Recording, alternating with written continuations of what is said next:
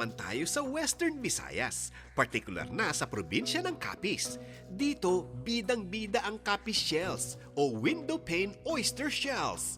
Ito ang malaperlas at translucent shell na karaniwang bahagi ng mga sinaunang bintana at mga palamuti sa bahay. Dahil may pagka-flat ang Capiz shells, mas madali itong ikat at ihugis.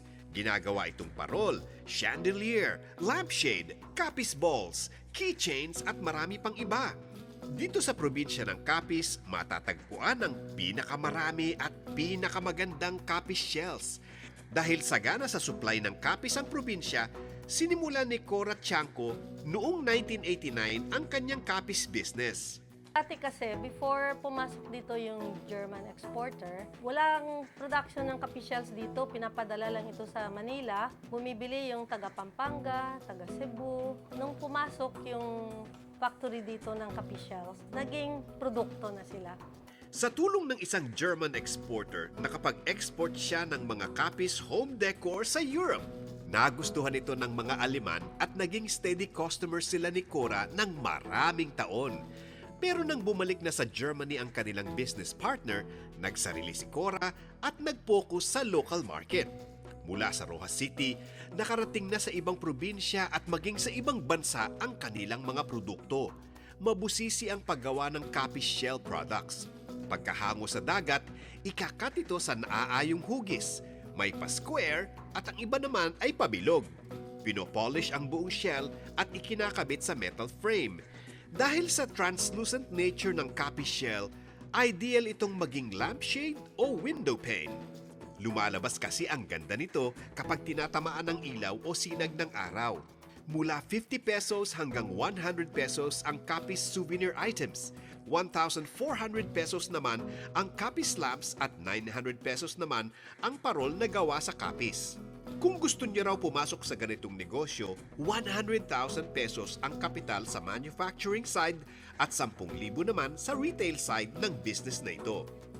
Bukod sa kapital, importante ang steady supply ng dekalidad na Capiz shells at creative ideas syempre para maging kakaiba at mabenta ang inyong Capiz shell products.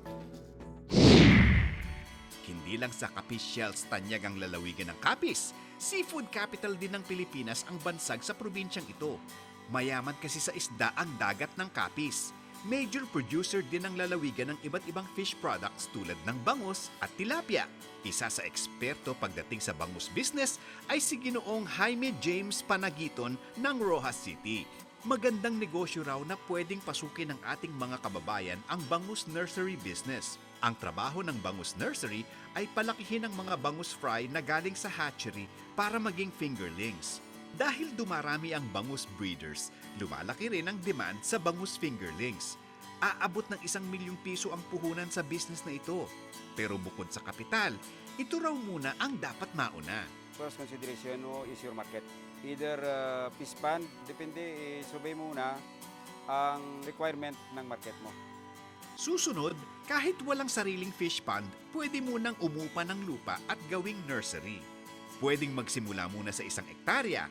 Mula rito, pwede kayong makagawa ng 10 nursery ponds.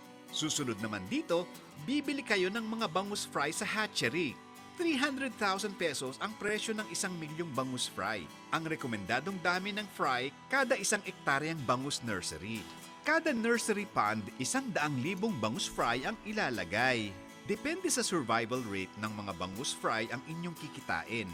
Mas malaki ang percentage ng survival, mas malaki ang inyong kita. Sa kaso ni na Ginoong Panagiton, 95 hanggang 98% ang kanilang survival rate.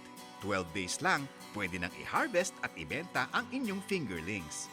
650 pesos ang bentahan kada 1,000 fingerlings. Pwede kayong kumita ng doble mula sa inyong pinuhunan. Basta tama raw ang inyong teknolohiya at pag-aalaga. Payo ni Ginoong Panagiton, dapat ay malapit ang inyong bangus nursery sa main road ng inyong bayan at inyong target customers para makatipid sa transportation cost.